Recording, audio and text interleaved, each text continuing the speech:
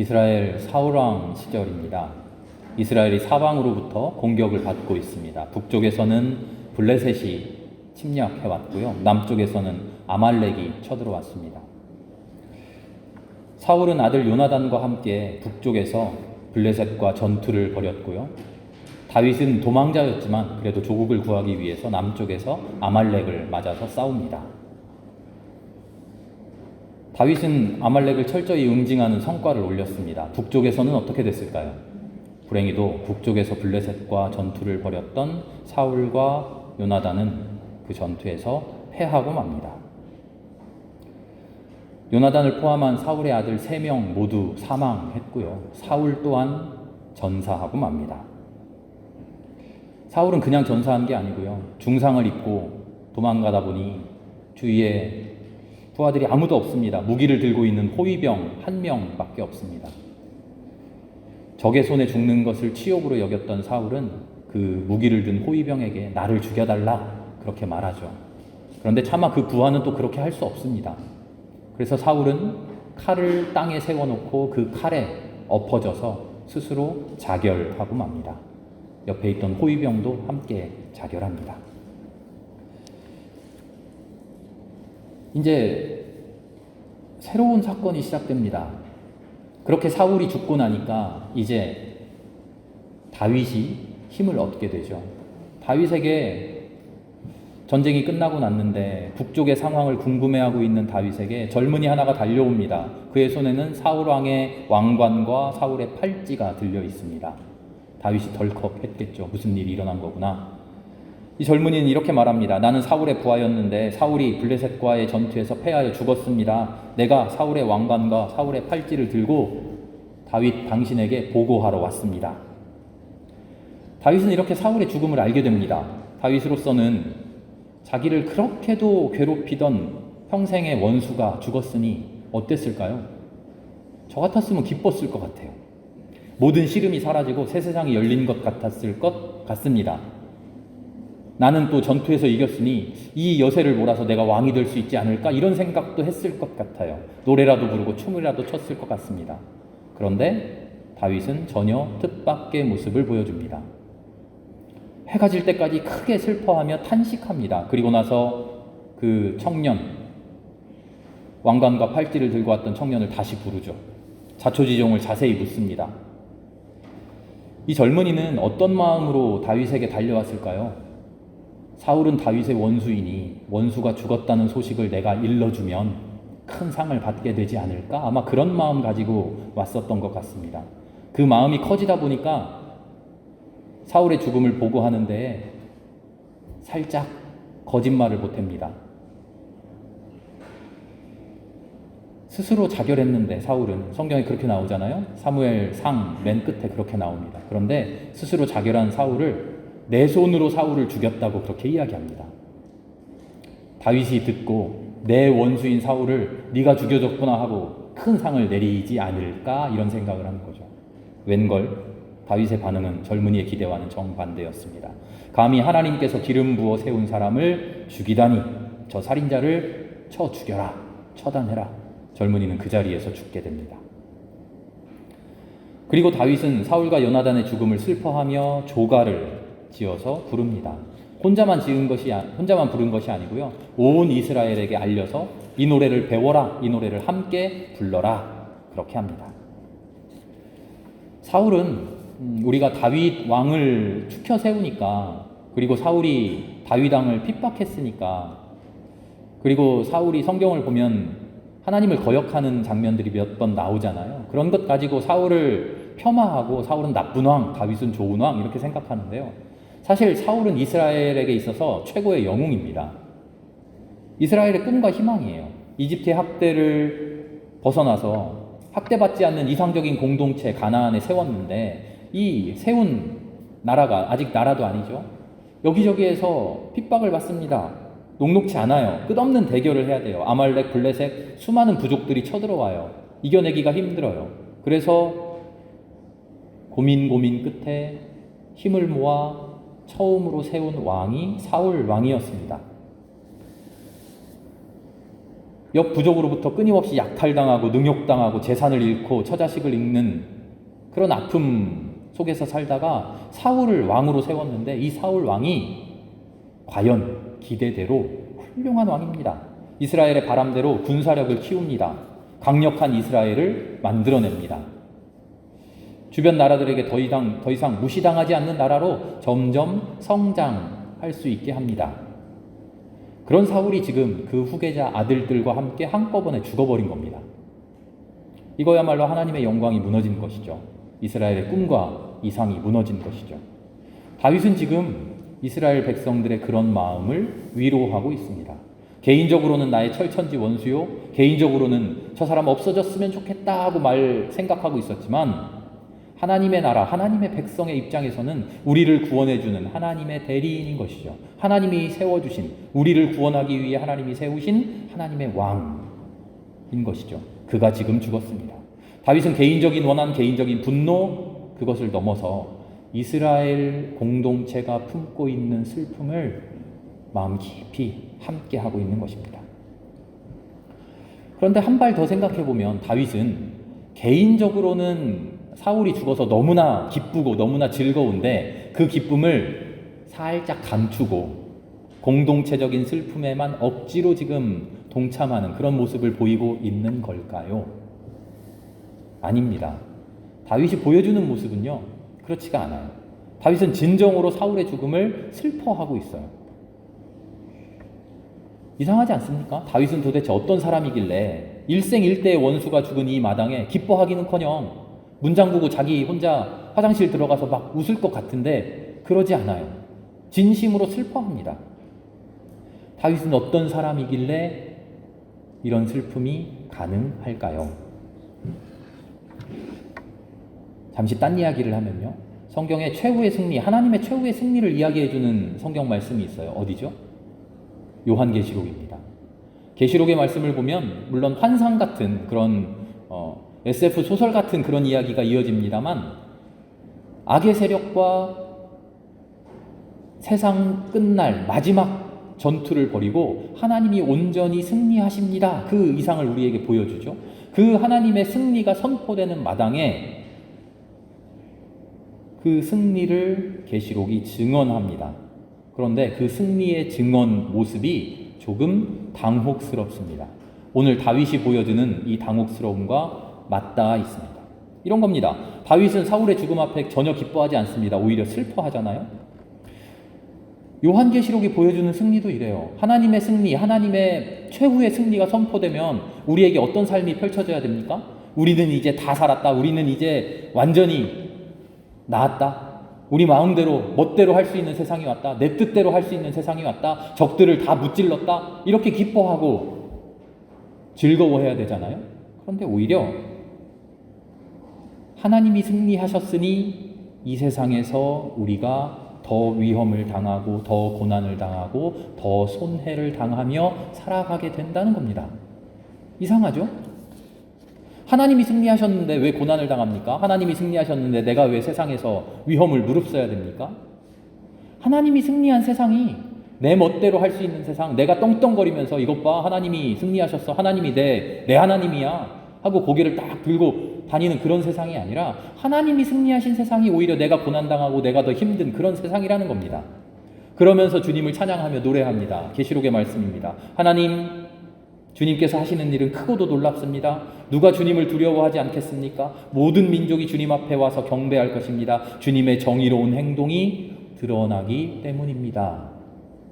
그리고 주님의 정의로운 행동에 복종하는 우리, 주님이 이루신 승리, 그 승리대로 이루어지는 나라에서 우리는 그 주님의 정의로움에 복종해서 고난을 당하고 아픔을 무릅쓰고 슬픔을 이겨내야 된다고 이야기합니다.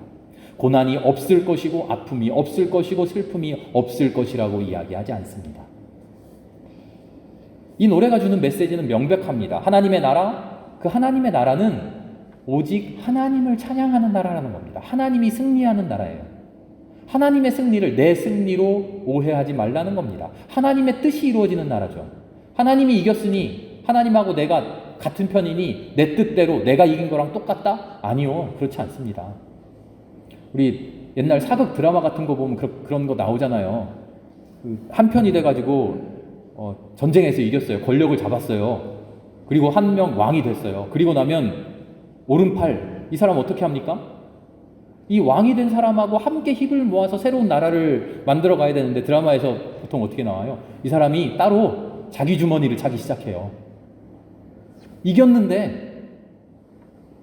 이겨서 내 세상에 왔는데 그럼 새로운 나라를 세우고 이 나라의 이상을 만들어 가야 되는데, 아니, 이겼으니까 나 내 뜻대로 할 거야 하고 자기 주머니를 차고 자기 권력을 만들어 가요. 하나님의 나라, 우리 이렇게 비유해 봅시다. 하나님이 승리하시고 하나님이 이기셨어요. 그래서 하나님의 뜻대로 만들어 가야 되는데 내가 하나님의 편이었다고, 내가 하나님의 나라에서 한몫했다고 옆에서 딴 주머니 차고 너 내 뜻대로 돼야 되잖아.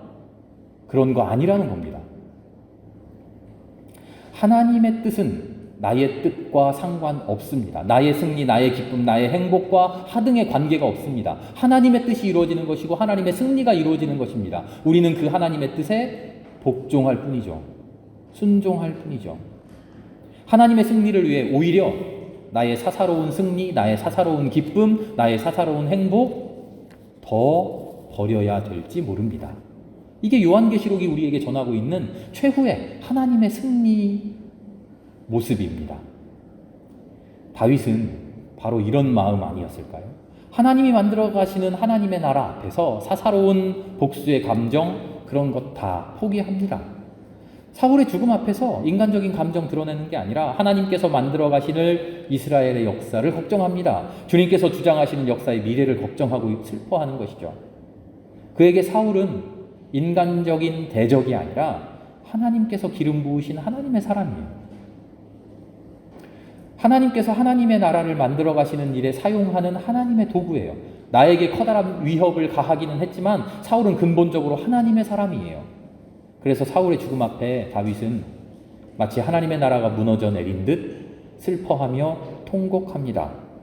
그에게는 자신의 승리, 자신의 복수, 자기 뜻, 자기 욕심, 자기 소망, 그런 것보다 하나님이 만들어 가실 하나님의 나라가 더 소중했던 것이죠. 하나님이 만들어 가신 하나님의 나라의 그 길에 내가 핍박당하고 내가 고난당하더라도 하나님의 뜻이 더 소중했던 것이죠. 성경은 오늘 우리에게 묻습니다. 여러분의 마음속에 어떤 마음을 키워가고 계십니까?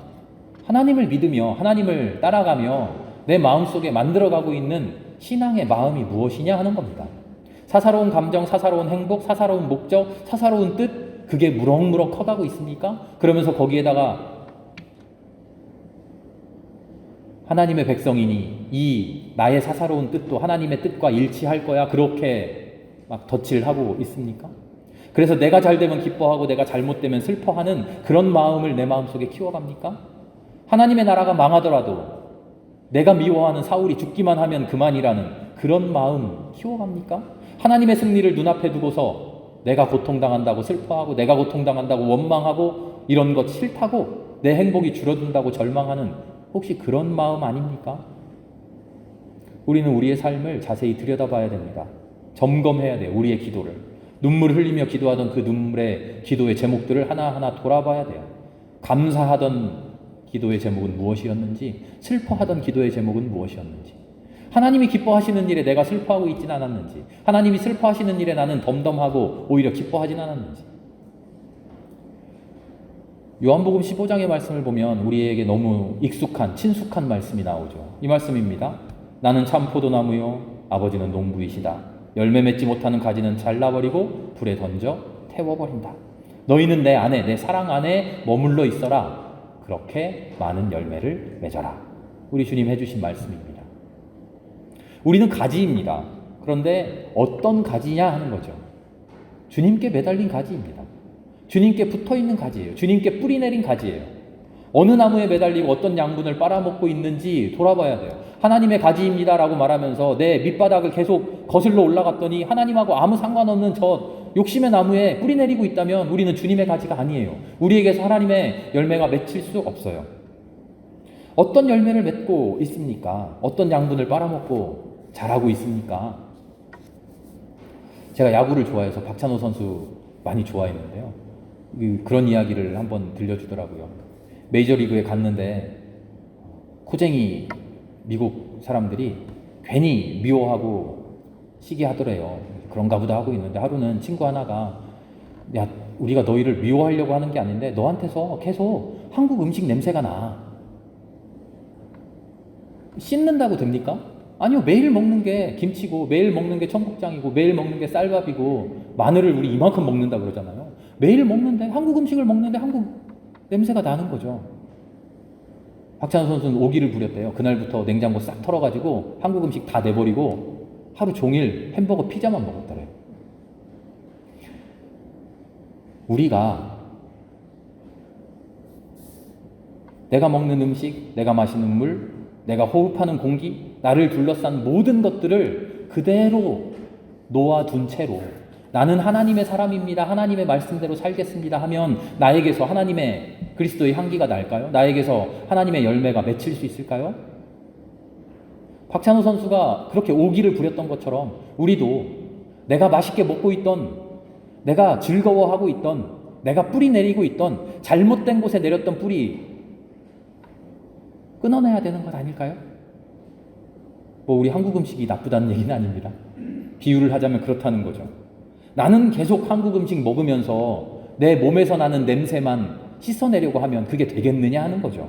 나는 계속 내 기쁨만을 추구하고 내 행복에 겨워서 내 즐거움대로만 살아가려고 하면서 하나님의 열매가 내 삶에서 맺혔으면 좋겠다. 천만의 말씀이라는 거죠. 내가 먹는 음식은 세상 기쁨이고 내가 마시는 물은 세상 즐거움인데 어떻게 나에게서 하나님의 열매가 맺겠느냐 하는 겁니다. 다윗이 사울의 죽음 앞에서 보여주는 그 슬픔이 억지로 꾸며낸 슬픔일까요? 아닙니다.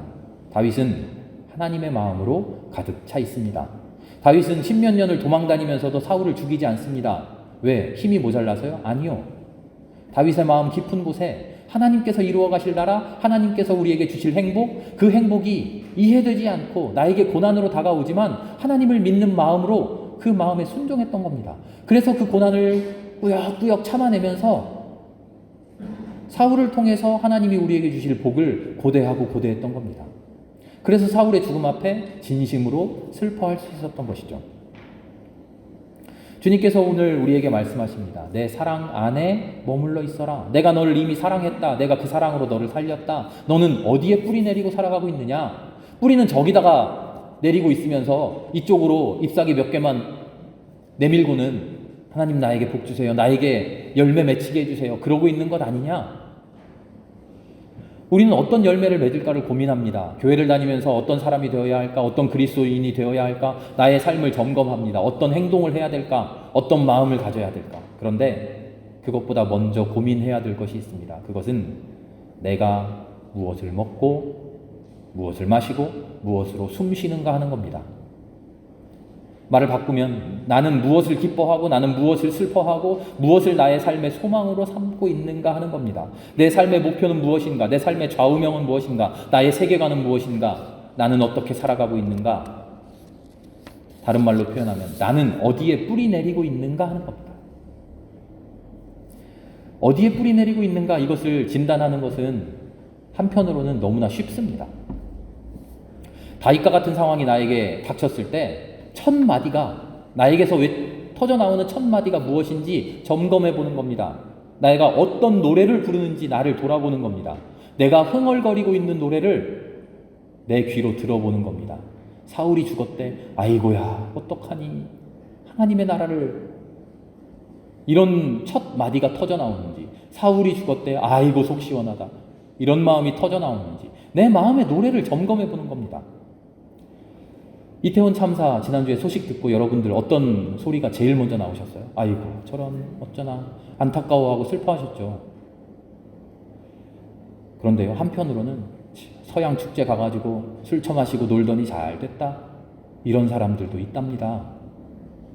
어디에 뿌리 내리고 있는가 첫 마디를 결정하는 거죠. 봉화 광산에 매몰되었던 광부들 이야기 들으셨잖아요. 매몰되었다 아이고 어떡하니 살아났다. 아이고 기쁘다.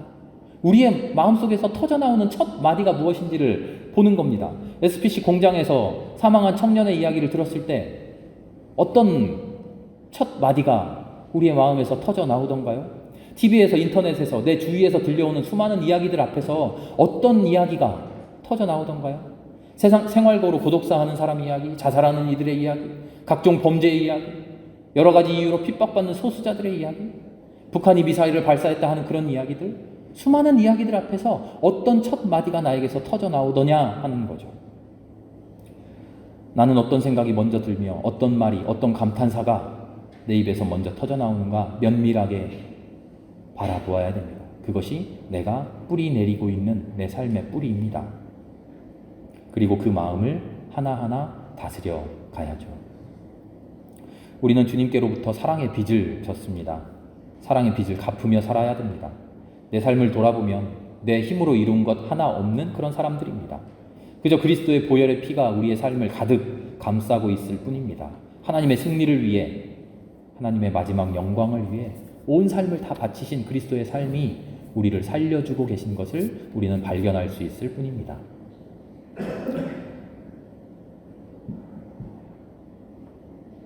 우리 안에는 내 모든 기쁨을 버리고 자기 모든 영광을 버리고 내 즐거움 다 포기하고 오직 하나님을 위해, 하나님의 나라를 위해 모든 사랑을 쏟아부은 그리스도의 사랑이 내 안에 넘쳐 흐르는 우리는 그런 사람들입니다. 그래서 만일 우리에게서 어떤 열매가 맺어질 수 있다면 그 열매는 내가 맺는 열매가 아니라 내 안에 부어주신 그리스도의 사랑으로 맺어지는 열매임을 알아야 됩니다.